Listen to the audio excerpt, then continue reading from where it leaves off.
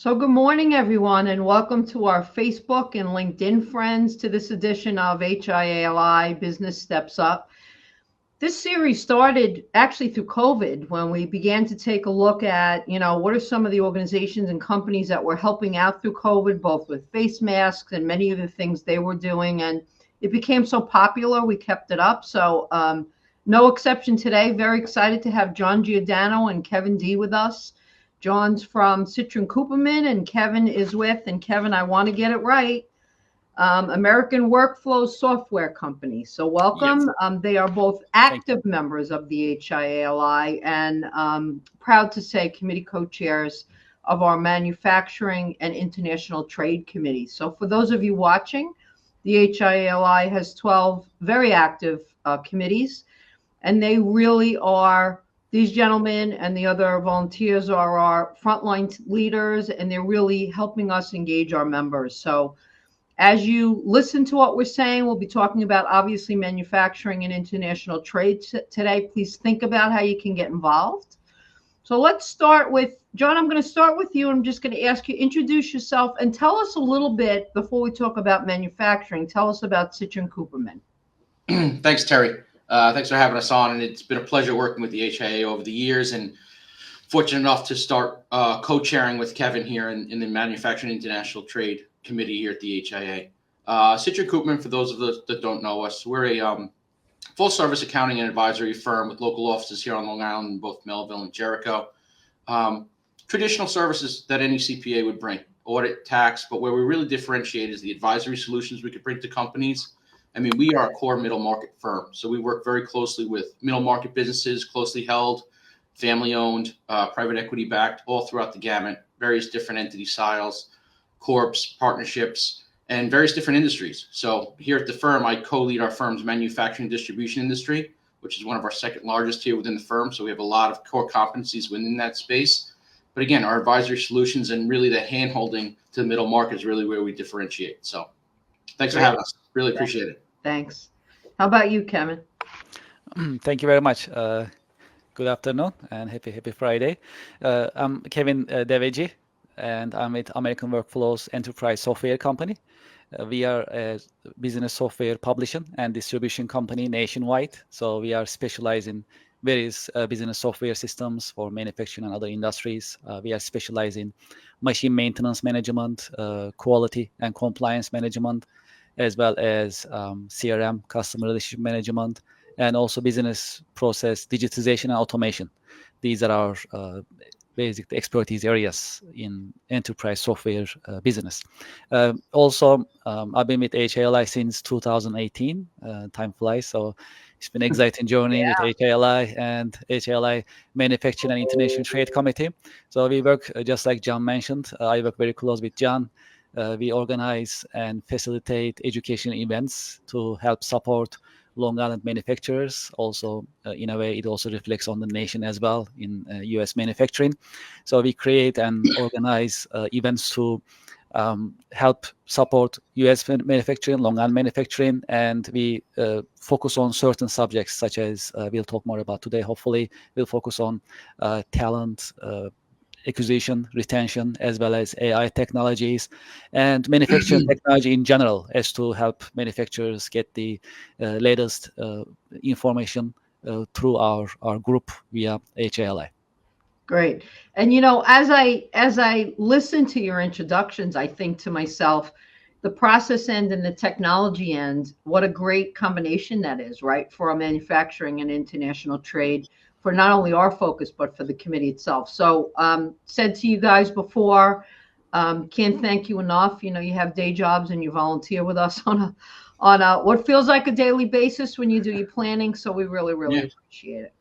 So, as we look at manufacturing, as you look at the landscape of manufacturing, there's roughly about 3,000 right now manufacturers on Long Island. So a heavy presence. We know that. We understand the importance of it. So talk to us a little bit about first how you were introduced to manufacturing and what that looks like for you in your daily business. So I don't know who wants to go first. That's John, please. Yeah, no problem. Absolutely. Yeah, I can jump in for sure. So, as I stated in our opening, I'm a CPA. I joined an accounting firm right out of school. So the bridge to manufacturing, how did I get there? And how did I make that a primary focus of my career, my development, and now I lead the industry here at the firm because of my experience in doing so. But how I got here, so when I first joined my firm, you start as a staff and you come in and you do a lot of work in various different industries. You don't really specialize right away. So a couple of cohorts that I started working with, they started working in real estate, some in staffing and other service type entities, some in construction. And I got assigned to do some inventory observations at client sites, as a young staff person. So I really enjoyed when I first went in there, something that makes tangible products, being around customers that really contribute to the economy in terms of bringing items to market, and going there and seeing the warehouses, seeing the manufacturing floors, and getting that behind the scenes peek at that really piqued my interest and said, look, if I'm going to be stuck behind a desk doing accounting, Right. At least one of my client sites, I want it to be interesting. I want it to be fun. I want to see something actually happening rather than just meeting. I love meeting with people. I mean, this is the people industry, right? It's accounting, but it's a people industry. And I really just enjoyed, the conversations we would have with them and understanding how their business works and, how they think about their business and how really the passion that they have for it as well. I think is pretty intense. Like if you're in manufacturing, like you live it, you breathe it. And, so that was my real introduction to it and just working with those types of clients. I remember being suspended on a forklift doing inventory counts on the top shelf, saying there's no way this is compliant with anything OSHA or anything like that, but we were doing it. It was a long time ago. So, but it was good. It was, and like I said, that passion within me, if I'm going to be an accountant, which I love that too. I want to work on clients specifically in that. And I grew my practice in that. And, I took a senior leadership role here at the firm just to continue my focus in that area and become an industry expert. So. Yeah. And, I agree with you, John. I mean, when we've taken tours of manufacturing plants, it is absolutely amazing what's being made. And, even when you take a look at this Long Island Innovation Park at Hop Hog, we have a company that has won several Emmys because they make cameras, for Hollywood, and it just things you wouldn't even. It's very, very interesting and extremely entrepreneurial. Absolutely. Well, we could see it from a firsthand because when we run our committee meetings, we really pushed for manufacturers to have us on site and the events that we can. Shameless plug for any manufacturers out there. We'd love to have you host us. So please reach out to Terry and the HIA team if you want us to host at your facility. But we really do get our biggest turnouts because of that, because people want to see manufacturing. They want to see it. They want to be there. They want to tour the plant. They want to see all the innovation that's happening because it's, some of it's wild. I mean, when we had the robotics in the HIA office with the pallet mover, I mean, it was crazy. And then we were at GE Aerospace to start off January. Again, we get big turnouts for that because people are interested, and there's no better way to really show off the innovation here on Long Island, having these manufacturers open their doors to us and have us come in and host an event there and really, pride themselves in the work that they do here. So yeah. And again, there's a lot of great things being manufactured. So absolutely, our members love it as well. Yeah. So thanks. Kevin, how about you? How'd you get introduced? Do you remember how you got introduced to manufacturing in general? Yes, absolutely. So I have about 3 decades of business experience myself. So my background is business and marketing fundamentally. And my first job, I started my career professionally in 1994. So first time I started to work for a group. They were specialized in food and beverage and textile. That was my first job. So I was in more in numbers. So I was in finance department back in the time. And I started to be really curious about how the things are running operationally. So I was always visiting manufacturing department. I was talking to engineers, trying to understand. They like to be heard, and they always have great ideas from business point of view. So that's how I actually got introduced. After that, I worked for a company in ceramic tile business. And then I got into distribution, and then I got into pulp, paper, and packaging industry.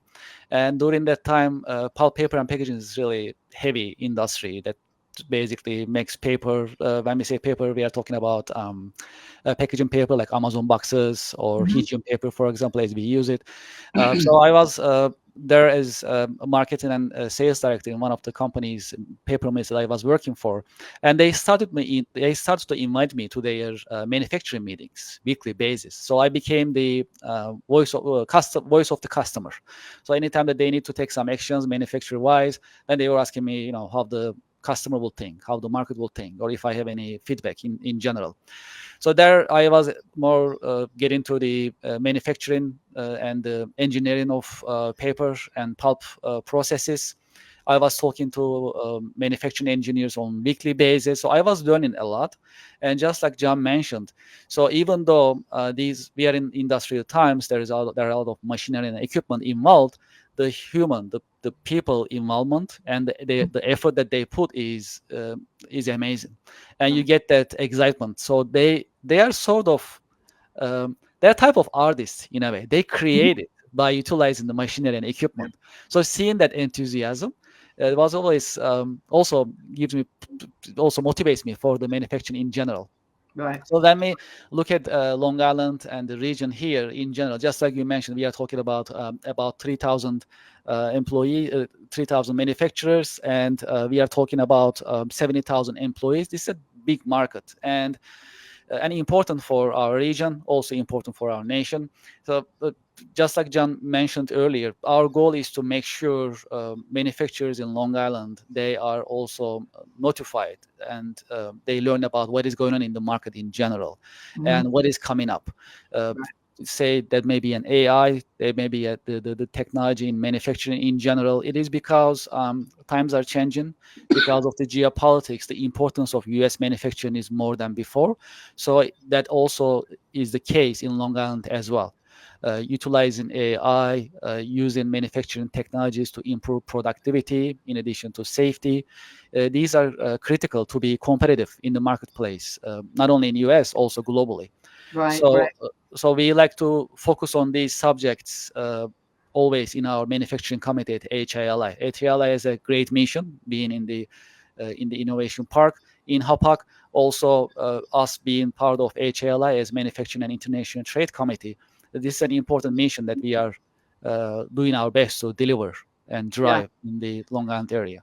Yeah. So, it's interesting as the three of us talk about this, and I think we all feel the same way, that artist is a great way to describe it, Kevin. Absolutely. I mean, these are people that live for, sometimes they're in a family-owned business, a second generation, but they live for the creation of X, whatever X is. Yet, when we're across the dining room table and we're talking to our kids, right? We're not, manufacturing is absolutely, in most households anyway, not the first thing that's mentioned. And I really have always found that interesting because it's such a creative field. But again, parents in general aren't necessarily, and I think some of it could be the perception of, at least from a young professional, they might not feel like they can make as much money as they can by being something else. That could be some of it.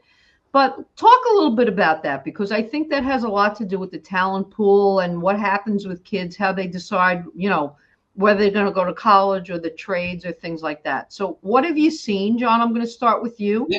You have a lot of manufacturing customers, right, that you're dealing with. Yeah. What have you seen in that area? What are the struggles in terms of workforce development? Well, let's start with where you started, talking about it around the kitchen table or the dinner table, right? It is probably not something that comes up as much or as often.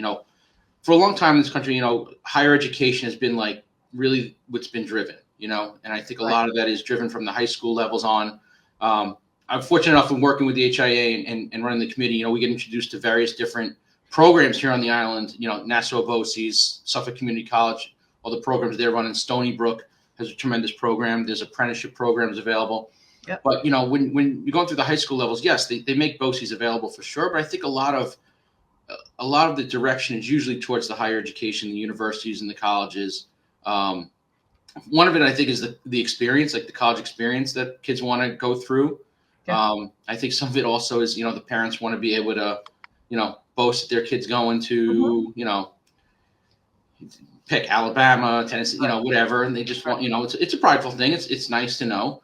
and to be able to post and share that information, especially when the kids put in a lot of work and hard efforts to get there. But it's not really something that's talked about, because I think there's more to be learned about it. That's why we like to have our sessions on the manufacturing floor, so people could see, like, it's not that assembly line of, tightening one bolt, then it goes to the next guy, he tightens the other bolt. No, there's a lot more to it. And I think the tie-ins with the local universities hopefully will change that stigma a little bit over time, because there are various different avenues to get in. I mean, the apprenticeship programs are paid internship. Like, a lot of people come out of school with all this debt and go in and have to work an internship that's barely paid, a little paid, and then wait for that offer to come full time. But apprenticeship programs, you basically get paid to learn a trade, and Right. you could walk away with it, and sometimes that even supplements colleges and whatnot. So there's various different avenues, and it all comes down to just getting more people out there and seeing it, I think.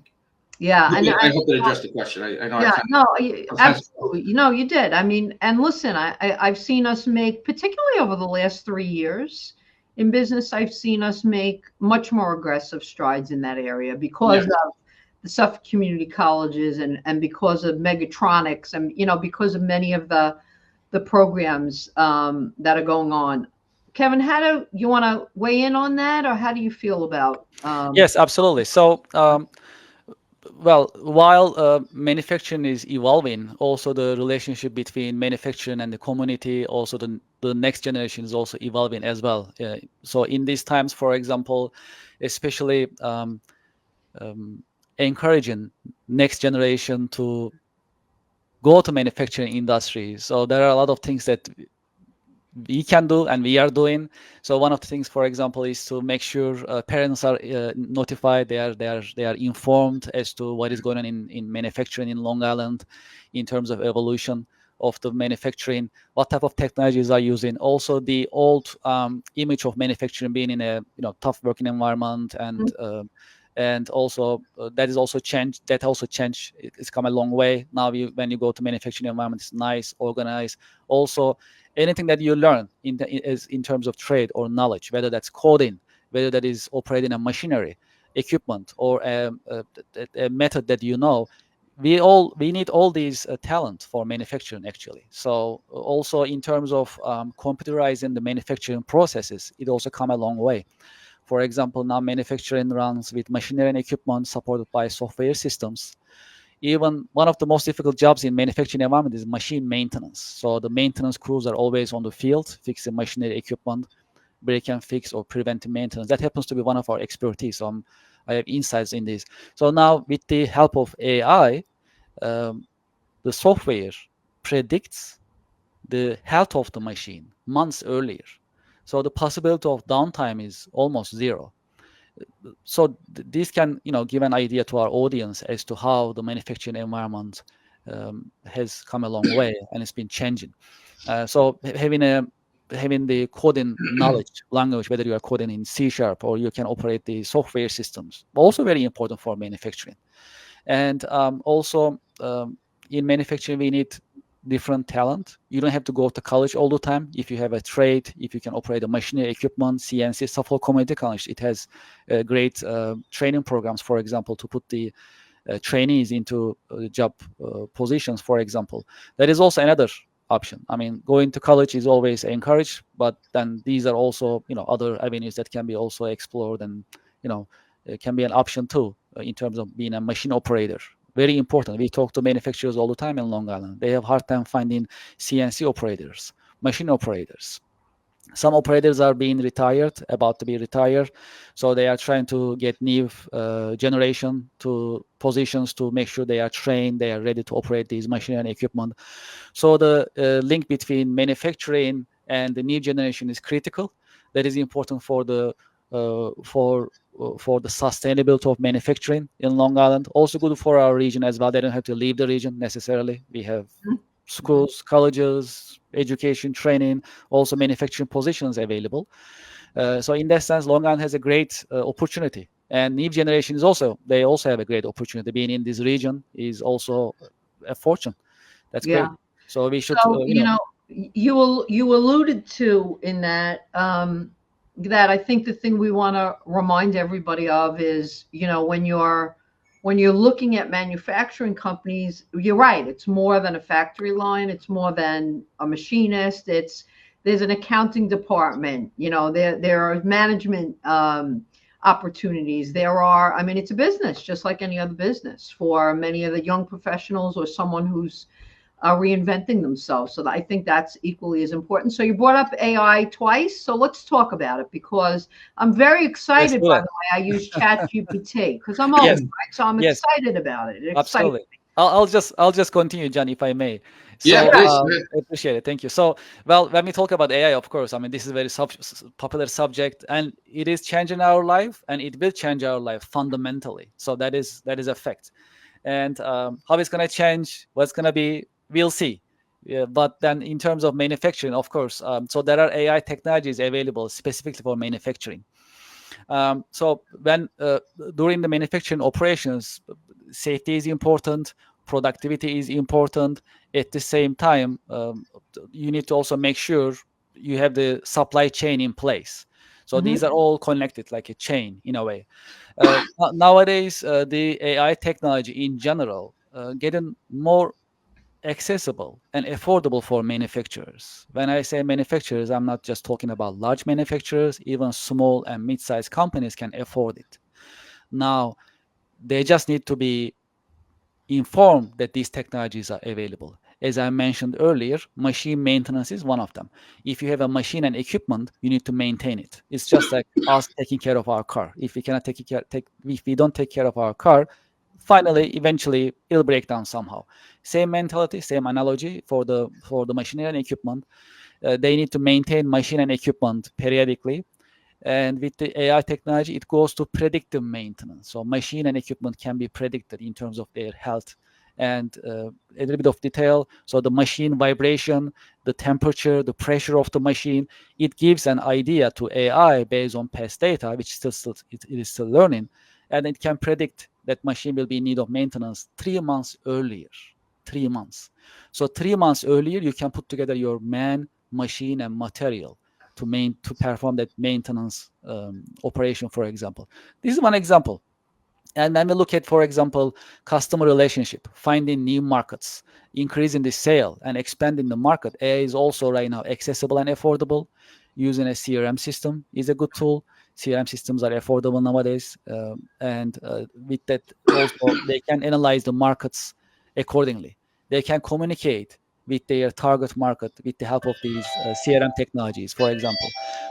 So this technology, AI itself, is not new. I joined an event before. The technology goes all the way to 1950s, but now it is more affordable and accessible, and that's a great opportunity for manufacturers in Long Island and in the nation. Yeah, and listen, we're talking about efficiencies, right? Yes.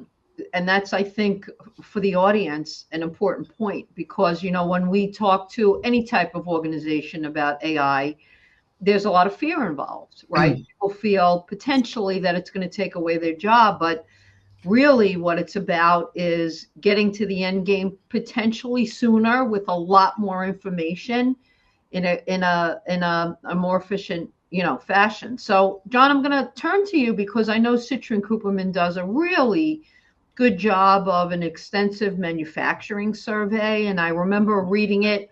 I can say last year I read it. I didn't read it yet. Yeah, this year. Is it out yet this year? No, we're ready to go to market with it to start eliciting responses for our 2025. So okay, we're great. really excited. We're just in the final stages. Good. So that deliverable will be probably about May again, just as it was last year. So I remember last year reading two things that came out of the survey. One is high costs. We know that, right? That always impacts any organization, particularly manufacturing. And how critical, reminds me of AI, right? How critical technology is, and to keep up with the technology of it. So talk to us a little bit about, since this survey this year isn't done yet, but talk to us a little bit about what you're seeing in manufacturing, what the biggest challenges are. Yeah, to stay on the technology front, as Kevin was alluding to with AI, a lot are interested to know that, the manufacturing space is one of the is really targeted a lot by cyber criminals and whatnot, and it's because of a lot of the data that's there. Like everybody would say, well, what would somebody want with my small little manufacturing company?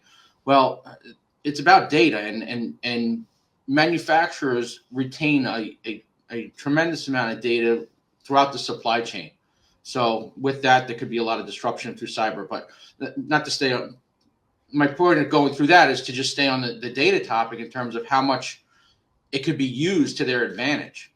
Kevin was talking about AI, but there's also, key metrics that they could use to operate your business. Right. We have products that run through the ERP. We make a lot of ERP implementations during the year to get people off some of these older, outdated systems and onto these newer ERPs that could do a whole lot more in terms of,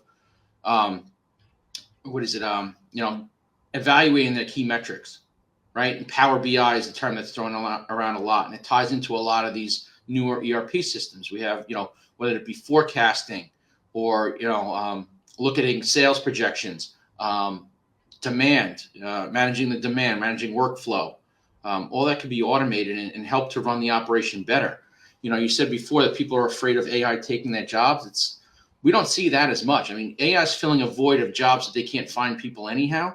Right. And it's creating an opportunity for them to take jobs in-house and upskill workers to do a little bit more of a more value-added job, like getting rid of some of these mundane tasks and having AI handle those, whether it be processing paperwork or AP invoicing and stuff like that, and taking those people that are in those positions and finding more ways that they can add more value to the company and bring more of a human element to other aspects.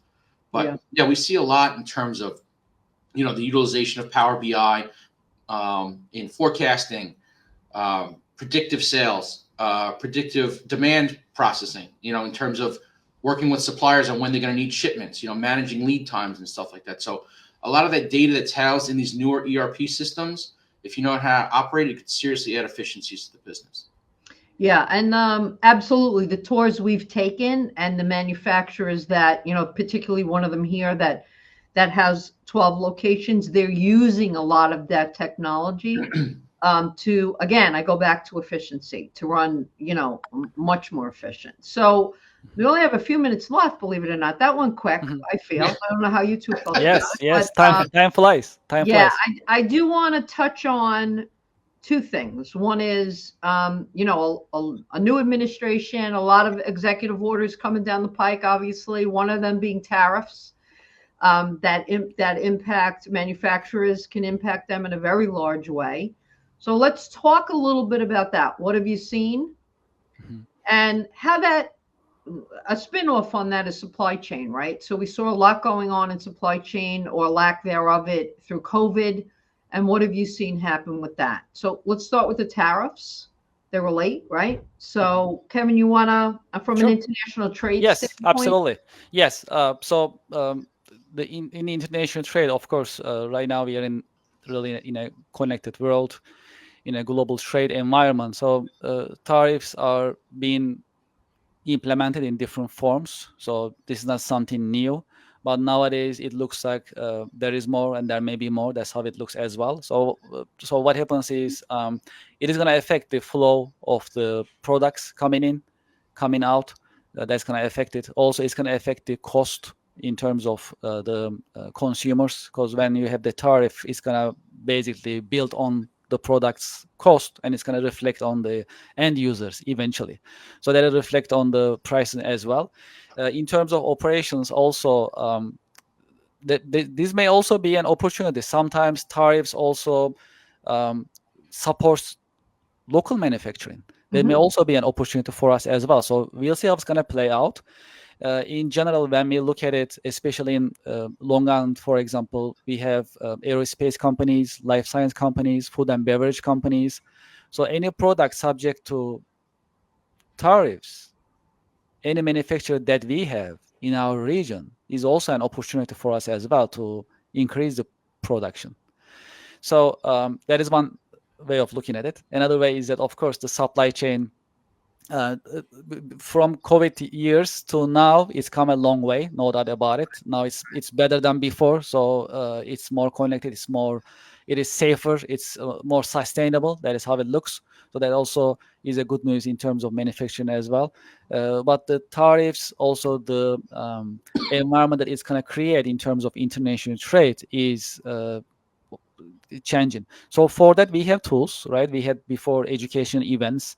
So the Trade Department as well as New York State, they have tools and they have online available portals that manufacturers as well as distributors can get information as to what tariffs are being implemented, what is going on in terms of the latest news. So it is important to be informed to make sure we can make the right decision. Yeah, so it's interesting. We had an event yesterday morning. It was a post-election event with a lot of CEOs in the audience, and we were talking about tariffs. And one of the things that came up was how important it is to continue to build manufacturing on Long Island and in New York State. Yeah. Like they're doing 2 big chip factories and things like that, how absolutely critical that is. So when you look at chips even that are made in cars, how important that is. There's so many chips with a lot of the technology in the cars. So definitely. So John, how about you? What's your take on that? What are you seeing just in terms of the tariffs and the supply chain? Yeah, I definitely think it's going to cause a little stress and animosity initially once it gets underway. As a country, we've been operating the way we operate for the last number of years. We did see it with the current administration's previous administration. That makes sense. The last time President Trump was in, he did start implementing some tariffs. But yeah, there could certainly be an increase to the end using customer. Or an alternative to that could be that, they'd be looking for some of the manufacturer to absorb some of that cost to not have, some of that. So it could affect the profitability of some of the manufacturers here in the U.S., causing, again, for them to take another look at where they're getting the supplies from, to whether diversify, nearshore. Obviously, everybody would love to onshore it, but we all know that to bring manufacturing back, it takes a lot of investment and whatnot. And hopefully this is that push to get everybody moving in that direction. But also, I think it'll give another opportunity for companies to look to diversify where they're getting product from, to get to more nearshore. Not so much dependent on high tariff areas, because again, it could be one of those things where we don't want to continue to increase inflation. So the government might look for some of those manufacturers to absorb some of that cost, which could be detrimental to them. Yeah. So it's definitely going to be a balance, and monitoring it throughout. I know, here at the firm, we monitor it very closely. We work with supply chain professionals to kind of monitor it. Subject matter experts. We're hopefully going to do, a webinar or 2 down the road addressing it, because it's on a lot of people's minds. It could seriously impact the way people do business here in the States and even abroad, because a lot of our customers have operations overseas and whatnot. And I know you mentioned chip manufacturers. That's probably the largest aspect of manufacturing that gets imported. I'm not quoting numbers here. That's just my opinion of working in the industry. But chips is probably one of the major things that people import from overseas. So to get some of that more here in the States would be a tremendous stride in moving manufacturing back here. Yeah. So could be a good topic for the Manufacturing and International Trade Committee. I don't know, but why don't we leave on that note? So tell us a little bit about your 2025 plans with the committee and what you feel that looks like. You've been having some great tours. I have to compliment both of you, really. So talk about 2025. Yes, absolutely. So at the HIA-LI Manufacturing and International Trade Committee, our mission is to support and also help grow manufacturing in Long Island and the region. So having this important mission, we organize educational events on monthly basis. So this year for 2025, so we're going to be focusing on technology as well as AI. Also, we'll be focusing on compliance and GMP compliance and safety the processes that can be applied and must be applied in manufacturing environment. Also, we'll be organizing events, especially for internship programs as well as apprenticeship programs, how manufacturers can utilize those to make sure next generation also can take place in manufacturing. So these are important subjects that we like to focus on. John, if you'd like to add any other insight, please feel free. No, like I said earlier, we're always looking for more manufacturers to help us host Yes. and showcase all the innovation they have going on within their manufacturing facilities. It helps Mhm. with our turnout. But yeah, our goal is education and bringing topics to light that manufacturers want to hear about. So if there's anything out there, Kevin and I service the industry, so we have a pretty good pulse on what people are looking to hear about. But it always helps to get new innovative ideas, and it's our job to populate the room and get subject matter experts to address those. I know we're going to have hopefully somebody with some OSHA background, give an update on OSHA audits, ISO compliance is another one that we have on our pipeline. Obviously, tariffs is another area. We had somebody speak on that last year. I think it was our June or July meeting last year. We had somebody come in and speak Yes. to that, which got a very good reception. So we'll try and bring him back in and stuff like that. So yeah. Right. And just to remind, I don't think Kevin mentioned, I'm not sure if Kevin mentioned it, but we're the third Thursday of every month. Check the HIA-LI's calendar on the website for the events, third Thursday of every month. Great. Thank you, guys. And thank you so much again. I mean, I hope what you've heard, if you're listening, is how important manufacturing is, number one, right, to this region, to our young professionals, to creativity and, what we build and how we build it, and really how proud we are of Long Island and New York State and what comes out of that. So, guys, thank you again. Really appreciate you volunteering with us and leading the way in your businesses as well. Thanks again, everyone. Thanks, Have a great Terry. weekend. Good to see you, Kevin. Thanks. Thank you. Same here. Thank you.